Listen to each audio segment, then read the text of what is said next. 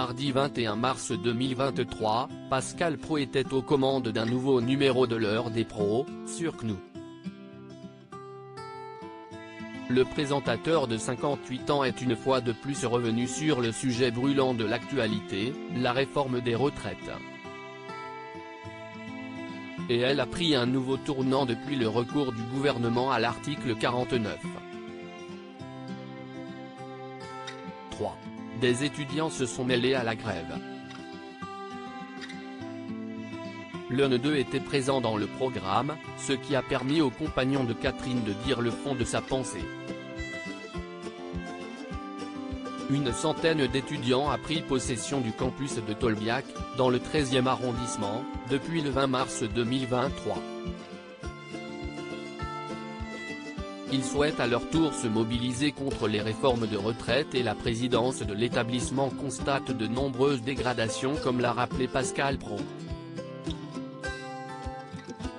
On a l'impression qu'on a affaire à des manifestants professionnels, a-t-il fait remarquer avant de lancer un magnéto avec un jeune homme expliquant notamment qu'ils ont l'impression de ne pas être écoutés par le gouvernement, comme lors du confinement. Les bloqueurs seraient des jeunes gens plutôt aisés, proches des idées de l'ultra-gauche. Un mélange de jeunesse désœuvrée, mais aussi d'étudiants. Le tout dirigé par des mouvements d'ultra-gauche appelés Antifa, a précisé le journaliste Amaury Bucco.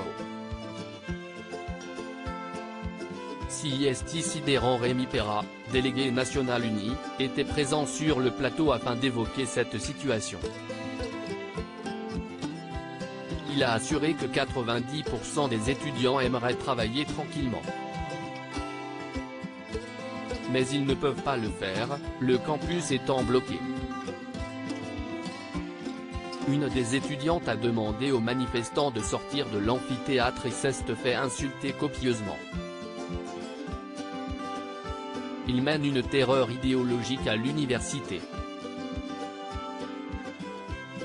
D'ailleurs, tous ceux qui occupent l'université ne sont pas tous étudiants à Tolbiac, a notamment souligné le jeune homme.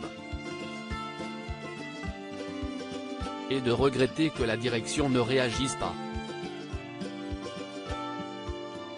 Il a ensuite expliqué que des professeurs étaient de plus en plus menacés de mort pour des propos tenus dans les cours.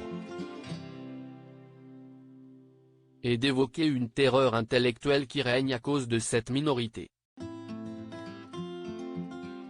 On a des élus étudiants, dans les conseils de faculté par exemple, qui ont déposé des motions contre l'écriture inclusive, a-t-il ajouté.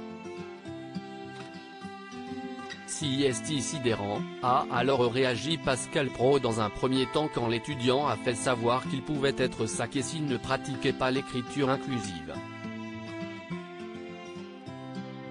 Quel scandale! Personne ne dit rien. La ministre des Universités qui ne sert à rien.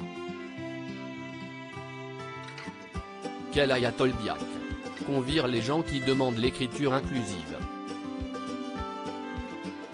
Qu'il ne soit pas permis d'enseigner si on s'exprime en écriture inclusive, s'est-il ensuite indigné. Et de faire remarquer qu'il n'était pas invité sur le service public pour en parler.